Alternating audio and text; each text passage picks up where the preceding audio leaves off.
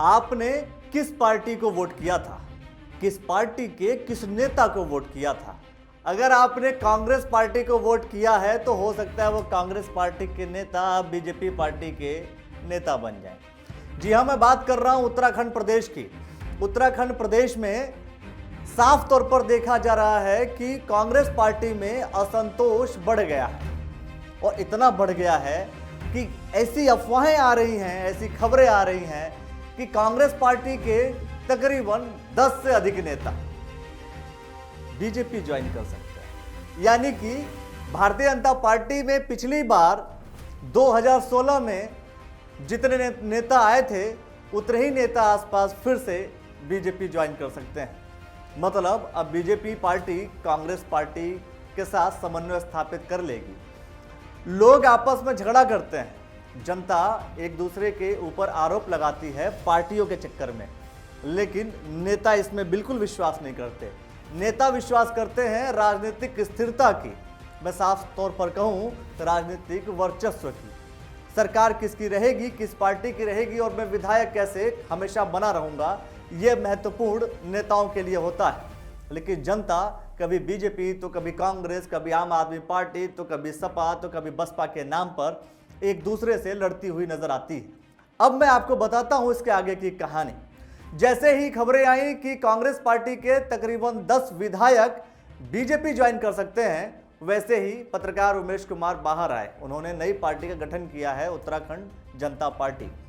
उन्होंने कहा कि एक बार कांग्रेस के लोग बीजेपी में जा चुके हैं, इस बार आप हमारी पार्टी का दामन थाम लीजिए, हमारी पार्टी को ज्वाइन कर लीजिए। हम अकेले विपक्ष में सफिशिएंट हैं और आ जाओगे तो मजबूती हो जाएगी। बीजेपी में जा करके भी आपका क्या फायदा हुआ।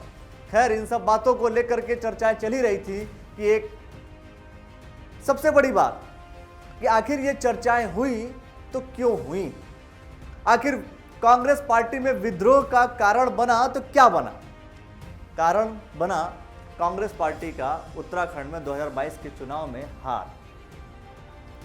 हारने के बाद कांग्रेस पार्टी इस बात को डिसाइड नहीं कर पा रही थी कि आखिर हार का ठिकरा कहां फोड़ा जाए, किसके सर पर ठिकरा फोड़कर और यह बताई जाए कि कांग्रेस पार्टी हारी क्यों थी। अभी बताने ही वाले थे कि कांग्रेस पार्टी के प्रदेश अध्यक्ष बदल दिए गए थे। बदलने के बाद नए प्रदेश अध्यक्ष की नियुक्ति हुई। नए प्रदेश अध्यक्ष बने कांग्रेस पार्टी से करण महाराज जी और नेता प्रतिपक्ष बने यशपाल आर्य जी। जी हाँ, ये वही यशपाल आर्य हैं जिन्होंने कांग्रेस छोड़कर बीजेपी ज्वाइन की थी और अब बीजेपी छोड़कर उन्होंने कांग्रेस ज्वाइन की है। उसके साथ साथ उप नेता प्रतिपक्ष बने भुवन कापड़ी। सबसे बड़ी बात कि जिन लोगों ने कांग्रेस छोड़कर बीजेपी ज्वाइन की, बीजेपी छोड़कर फिर कांग्रेस ज्वाइन कर ली, वो नेता प्रतिपक्ष बने। लेकिन पुराने वाले जो नेता प्रतिपक्ष हैं प्रीतम सिंह जी, उनका क्या, नाराजगी उनकी भी बनती है। ठिकरा कहीं ना कहीं हरीश रावत जी के ऊपर भी फोड़ा गया और जनता ने साफ तौर पर देखा कि जब करण महाराज जी हरीश रावत जी से मिलने गए तो उन्होंने मीडिया से उस संदर्भ में बात करने के लिए मना कर दिया। ये तस्वीरें स्क्रीन पर आप देख रहे हैं। Thank you. अब आप ये सोच रहे होंगे कि अगर नाराज हुए विधायक कांग्रेस छोड़कर बीजेपी में चले जाएंगे तो क्या ये विधायक बने रहेंगे, ये अपने आप में बड़ा सवाल है। तो आपको इतिहास के कुछ पन्नों में ले चलता हूं और आपको बताता हूं कि क्या दल बदल विरोधी कानून इन विधायकों के ऊपर लगेगा या नहीं लगेगा। तो 1985 से पहले कई बार ऐसा हुआ कि विधायकों की खरीद फरोख्त, जी हाँ, ऐसी खबरें कई बार आती हैं, इसलिए मैं ये शब्द इस्तेमाल कर रहा हूं कि खरीद फरोख्त। खैर, लेकिन दल बदलने की खबरें बहुत ज्यादा आने लगी थी। कभी कोई विधायक किस पार्टी में तो कभी कोई विधायक दूसरे पार्टी में, क्योंकि यह लोकतंत्र है। लोकतंत्र की खूबसूरती यही है कि कोई अपनी स्वेच्छा से कहीं भी किसी भी पार्टी को ज्वाइन कर सकता है, किसी भी पार्टी को वोट कर सकता है और इसी ही लोकतंत्र की खूबसूरती का इस्तेमाल नेता करते हैं। नेताओं ने करना शुरू कर दिया था, कभी इस पार्टी में कभी उस पार्टी में, कभी भी किसी पार्टी को समर्थन दे दीजिए और उस पार्टी की सरकार बना दीजिए। जिस पार्टी की सरकार, वो पार्टी पावर में, और पावर के लिए कौन से गठजोड़ किए जाते थे ये आपने बहुत पहले सारी कहानियां सुनी होंगी, लेकिन वो कहानियां पूरी तरीके से इस वक्त आप खुद ही देख रहे हैं। कभी बीजेपी का व्यक्ति कांग्रेस में जाता है तो कभी कांग्रेस का व्यक्ति बीजेपी में आता है, कभी कांग्रेस का व्यक्ति एक ही दिन में किसी पार्टी में जाता है और टिकट भी लेकर के चला आता है। ये कहानियां राजनीति की हैं, राजनीति आपको समझनी पड़ेगी। 1985 से पहले एक दूसरे की पार्टी में जाना, एक दूसरे की पार्टी को ज्वाइन करना, कहा जाने लगा था कि आया राम गया राम की कहानी चल रही थी।